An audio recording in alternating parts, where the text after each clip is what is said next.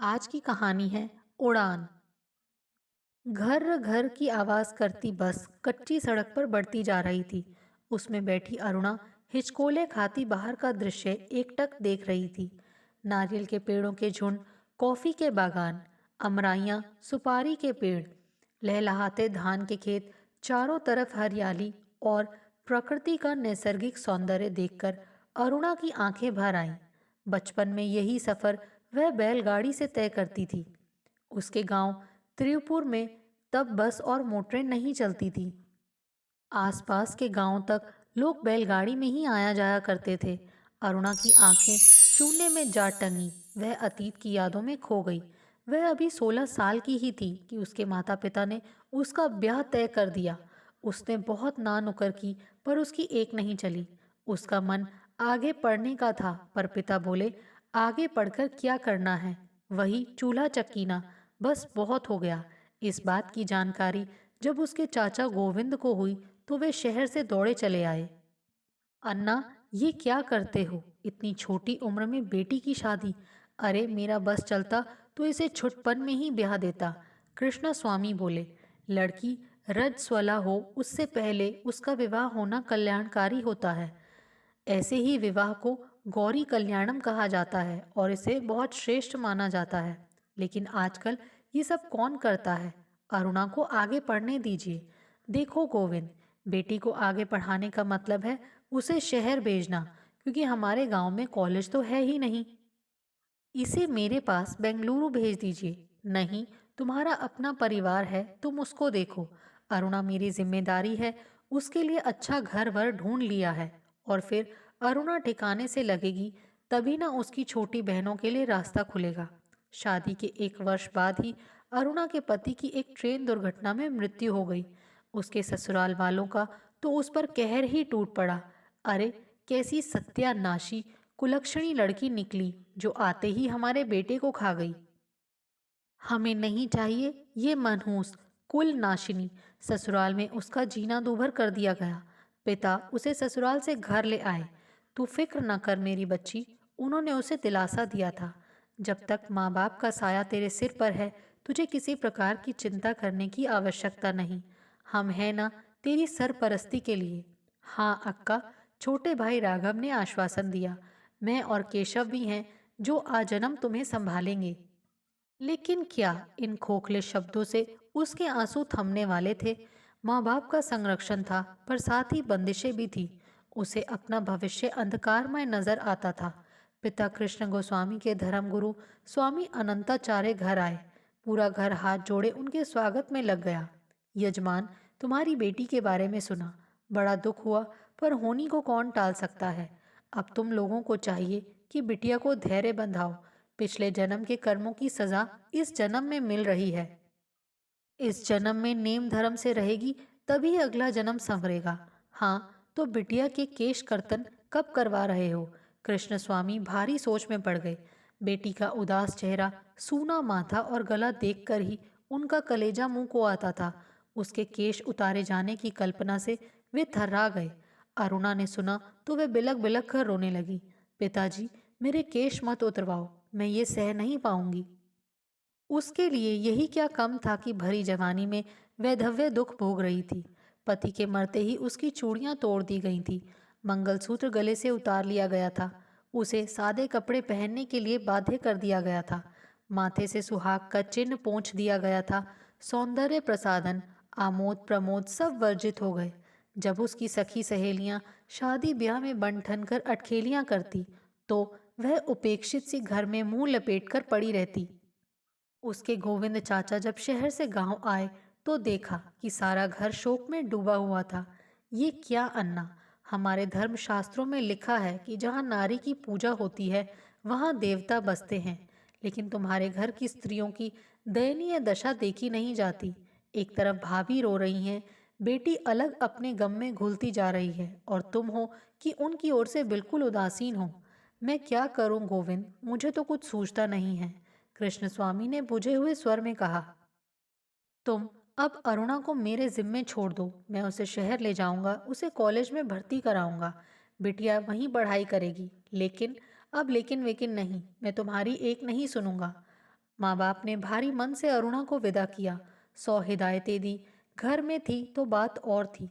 वे उसके ऊपर कड़ा नियंत्रण रखते, पग पग पर टोका टाकी करते।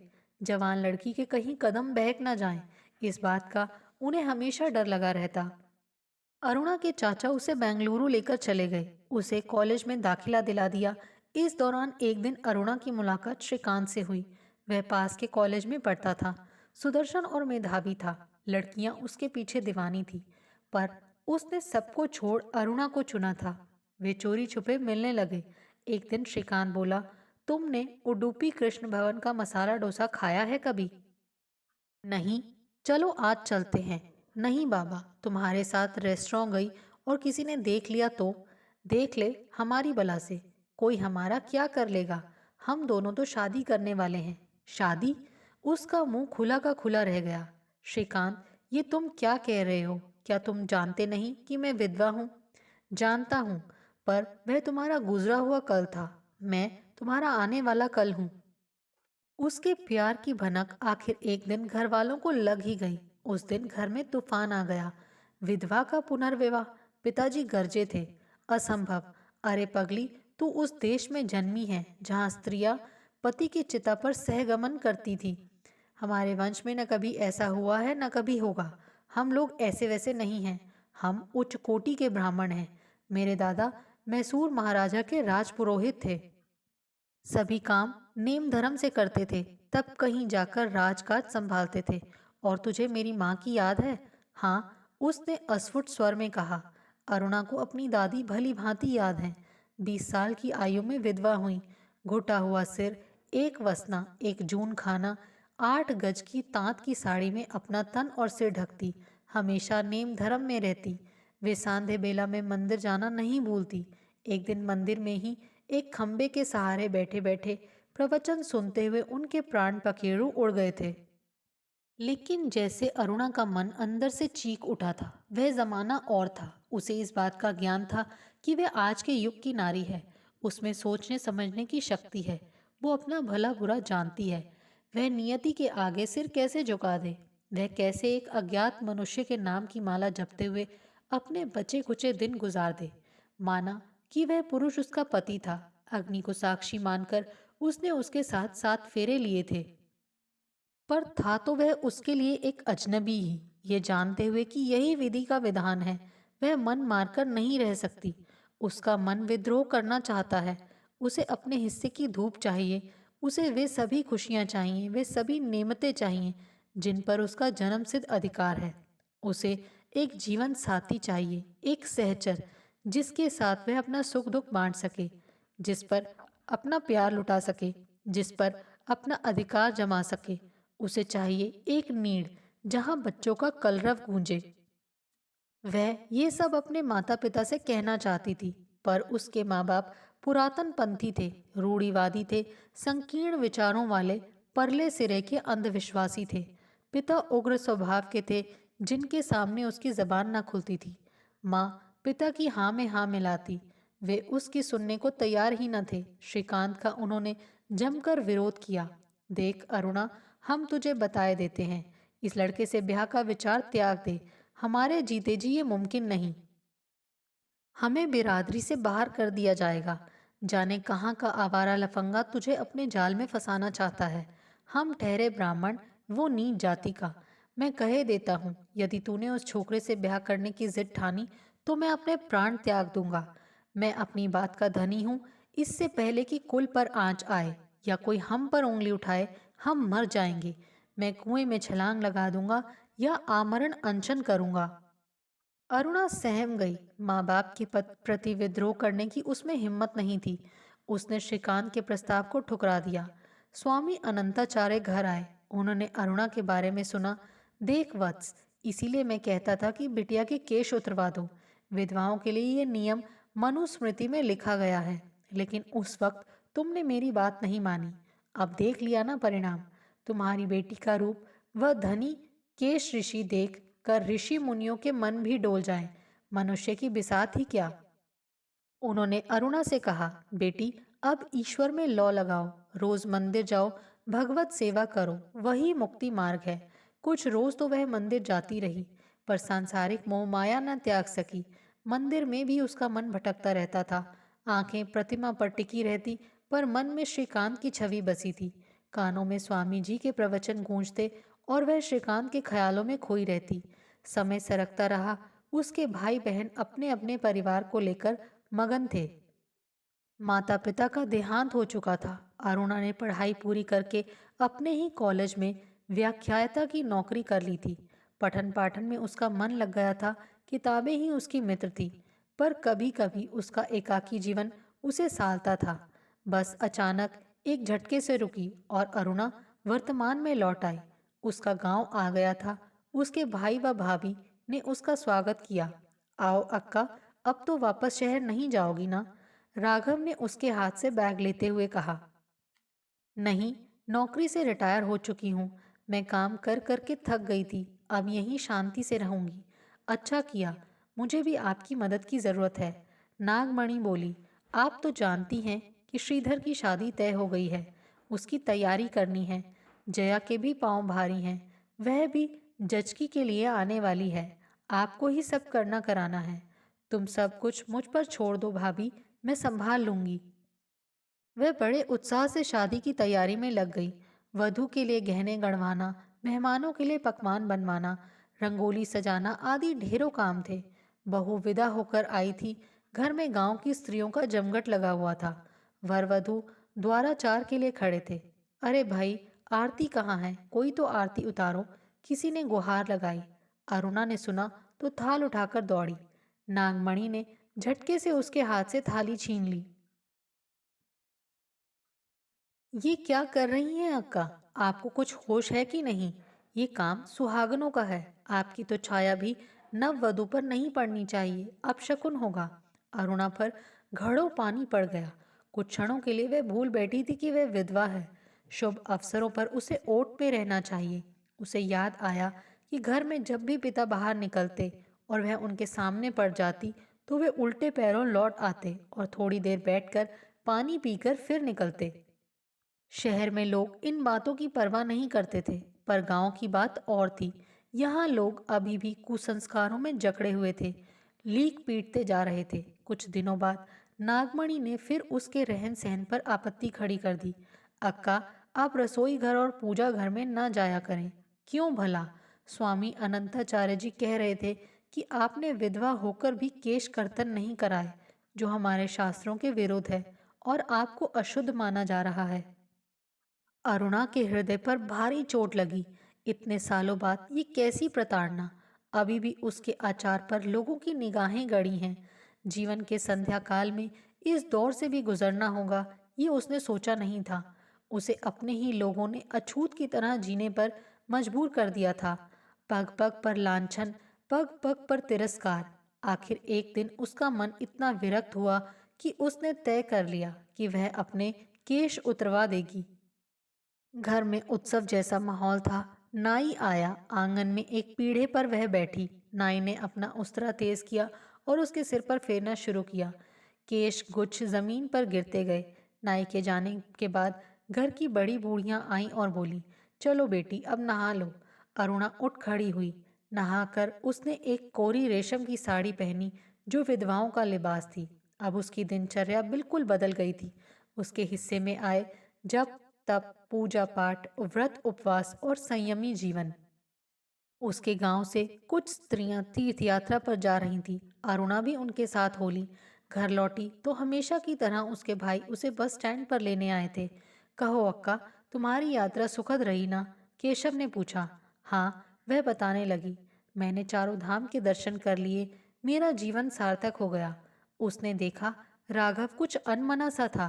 क्या बात है राघव, तुम्हारी तबीयत तो ठीक है ना? हाँ अक्का। नागमणि द्वार पर खड़ी उसका रास्ता देख रही थी। भाभी, मैं तुम सबके लिए उपहार लाई हूँ, अरुणा बोली। तुम्हारे और जया के लिए चंदेरी साड़ियाँ। कहते कहते उसकी निगाह अंदर सहन में झूले पर बैठी जया पर पड़ी तो वह ठिठक गई। अरे ये क्या? उसके मुंह से निकला। जया का गला व माथा सूना था। सारे सुहाग के चिन्ह नदारद। एक मैली सी साड़ी लपेटे वह शून्य में ताकती अनमनी सी बैठी थी। भाभी, अरुणा ने अस्फुट चित्कार किया। ये क्या देख रही हूं मैं? ये कब और कैसे हुआ? नागमणि ने रो रो कर बताया कि जया का पति उसे मायके छोड़ने आया था। सुबह नदी में नहाने गया। हेमावती नदी में बाढ़ आई हुई थी। सुरेश तैरते हुए एक भंवर में फंस गया और तुरंत डूब गया। ओह, इतना बड़ा हादसा हो गया और आप लोगों ने मुझे खबर तक नहीं की। यही नहीं, नागमणि रोकर बोली। पति की मृत्यु की खबर से जया को इतना गहरा सदमा लगा कि उसी शाम उसे प्रसव वेदना हुई और एक सतमासा बच्चा पैदा हुआ। वह भी मरा हुआ। इस दोहरे आघात से लड़की एकदम विक्षिप्त सी हो गई है। न किसी से बोलती चालती है, न ठीक से खाती पीती है। बस दिन भर गुमसुम सी इस झूले पर बैठी रहती है। लेकिन आप लोगों ने इसके गहने क्यों उतरवा दिए? यह तो बड़ी ज्यादती है। हमने नहीं, इसने खुद उतार फेंके हैं। मुझे तो डर है कि यह कहीं दुख से पागल ना हो जाए। ओह, अरुणा ने ठंडा निश्वास छोड़ा। इस भतीजी से उसे बहुत लगाव था। पल भर में उसका सुखी संसार उजड़ गया था। कुछ दिन बाद बैठक में भाई राघव, भाभी नागमणि, भतीजे श्रीधर और भतीजी जया के साथ अरुणा बैठी हुई थी। अचानक भाई ने प्रसंग छेड़ा। स्वामी जी ने कहा था कि जया मांगलिक है, इसके लिए उसका एक वट वृक्ष से गठबंधन कराकर बाद में उसका विवाह करना चाहिए। हमने वह भी किया, फिर भी पता नहीं क्यों ये हादसा हो गया। स्वामी जी के अनुसार तो यदि एक नवग्रह जाप कराकर ग्रह शांति के लिए एक छोटा सा यज्ञ करा दिया गया होता तो ये अनर्थ ना होता। उनकी छोड़ो, आगे की सोचो। अब जया के बारे में क्या इरादा है? क्या मतलब? उसे यूं मझधार में तो छोड़ा नहीं जा सकता। तुम लोग उसकी दूसरी शादी क्यों नहीं कर देते? दूसरी शादी? नागमणि भौचक उसका मुंह ताकने लगी। उसके होंठ कांपे और आंखों से आंसू लुढ़क ढुढ़कने लगे। अक्का, क्या ये संभव है? क्यों नहीं, लेकिन लोग क्या कहेंगे? समाज इसकी अनुमति देगा? राघव ने टोका। तुम किस समाज की बात कर रहे हो राघव? हम लोग भी तो उसी समाज का अंग हैं। और तुम तो गांव के मुखिया हो, सबके अगुआ हो। तुम्हें ये क्रांतिकारी कदम उठाना ही होगा। तुम्हें एक दृष्टांत कायम करना होगा। आखिर किसी को तो पहल करनी चाहिए, तभी तो इन कुरीतियों का अंत होगा। लेकिन बिरादरी वाले हमें जीने नहीं देंगे। ना सही, पर बेटी पहले है या बिरादरी? जरा सोचो, जया के पति की अकाल मृत्यु हुई है, पर तुम लोग जया को जीते जी मार रहे हो। क्षति उसकी हुई और सजा भी वही भुगते। ये कहाँ का न्याय है? अक्का ठीक कह रही हैं, केशव ने कहा। लेकिन मेरा मन इसकी गवाही नहीं देता। हमारे हिंदू धर्म में विधवा विवाह वर्जित है। अन्य धर्मों में विधवा विवाह की छूट है। मुसलमानों और ईसाइयों में विधवा विवाह होते रहते हैं। पता नहीं हम हिंदू ही नारी के प्रति इतने बर्बर क्यों हैं। पुरुष एक छोड़ 10 शादियां कर सकता है। एक पत्नी के मरने के बाद दोबारा कुंवारी कन्या से विवाह कर सकता है। ये सारे कायदे कानून, सारे प्रतिबंध स्त्रियों के लिए ही हैं। क्यों ना हो, ये नियम पुरुषों ने ही तो बनाए हैं। लेकिन अब सारे देश में बदलाव की लहर बह रही है। स्त्रियों के हित में नित नए कानून बन रहे हैं। स्त्रियां अपने अधिकारों के प्रति सजग हैं। वे अन्याय के विरुद्ध आवाज उठा रही हैं। पर अफसोस, हमारा गांव वहीं का वहीं है। वही संकीर्ण मानसिकता, वही पिछड़ापन, कुप्रथाओं के मकड़जाल में फंसा, तंत्र मंत्र छुआछूत, टोना टाटका, झाड़ फूक और अंधविश्वासों से घिरा है हमारा ग्रामीण समाज। ऊपर से हमारे धर्म के ठेकेदार हमें धर्म की दुहाई देकर तिगनी का नाच नचाते रहते हैं। मैं ये सब इसलिए कह रही हूँ कि हमें जया को आजीवन रोने वह कलपने के लिए नहीं छोड़ना चाहिए। उसका भविष्य संवारने के लिए कोई ठोस कदम उठाना चाहिए। मैं अक्का से सहमत हूँ, केशव बोला। हमें जया की दूसरी शादी कर देनी चाहिए। मेरी नज़र में एक अति उत्तम लड़का है। वह सुलझे विचारों वाला है। उसकी सोच नहीं है। मैं उससे बात करूँगा। ठीक है, पर एक बात, जात पात को लेकर कोई बंदिश नहीं होनी चाहिए। जया को इस माहौल से निकालो, उसे शहर भेजो। वहाँ के उन्मुक्त वातावरण में उसे सांस लेने दो। उसके पंख मत कतरो, उस पर अंकुश मत लगाओ। उसे उड़ान भरने दो, उसे स्वच्छंद विचरने दो, उसके व्यक्तित्व को विकसित होने दो। अक्का, तुमने भी तो कम उम्र में अपने पति को गंवाया था। तुमने भी तो सारी उम्र निष्ठा से वैधर्य धर्म का पालन किया। राघव, उस समय मेरे सामने और कोई विकल्प नहीं था। मुझ में माता पिता के विरुद्ध जाने की हिम्मत नहीं थी, लेकिन ये जरूरी नहीं कि जया का हश्र मेरे जैसा हो। उसमें और मुझ में एक पीढ़ी का फर्क है। हमारे समय में लड़कियों को पढ़ाया लिखाया नहीं जाता था। उसे पहले पिता, फिर पति और फिर पुत्र का आश्रित होकर रहना पड़ता था। विधवा होना तो उसके लिए एक बड़ा अभिशाप था। अपनी इच्छाओं का दमन कर, रूखा सूखा खाकर, मोटा झोटा पहनकर वह एक उपेक्षित की जिंदगी गुजारती थी। उसे मनहूस, कुलच्छनी माना जाता था और उसकी दशा जानवरों से भी बदतर होती थी। तुम तो जानते हो कि हमारी तमिल भाषा में मुंडे यानी विधवा गाली है। मुंडेदे यानी विधवा की अवैध संतान भी एक गाली है। लेकिन अब हम विधवा के प्रति सदैव हैं। हम में जागरूकता आई है। हमने कई पुरानी कुप्रथाओं का त्याग किया है। एक समय था कि हमारे देश में सती का चलन था, बाल विवाह और देवदासी की प्रथा थी। हमारे दक्षिण भारत के गांव में नवजात बच्चियों को दूध के गागर में डुबोकर मार दिया जाता था। अब जमाना बदल रहा है, हमें जमाने के साथ चलना चाहिए। जया पढ़ी लिखी है, सबल है, सक्षम है। उसे स्वावलंबी बनने दो। उसे नया जीवन दान दो। नागमणि अरुणा के पैरों पर गिर पड़ी। अक्का, मुझे क्षमा कर दो। मैंने आपको बहुत जली कटी सुनाई है, आपको बहुत दुख पहुंचाया है। वो सब भूल जाओ। अब हमारे सामने जया की ज्वलंत समस्या है। इसका समाधान ढूंढना है। जिंदगी जीने के लिए, घुट घुट कर मरने के लिए नहीं। दोस्तों, आपको हमारी ये कहानी कैसे लगी? प्लीज़ कमेंट्स करके बताइए। Thanks for watching this video.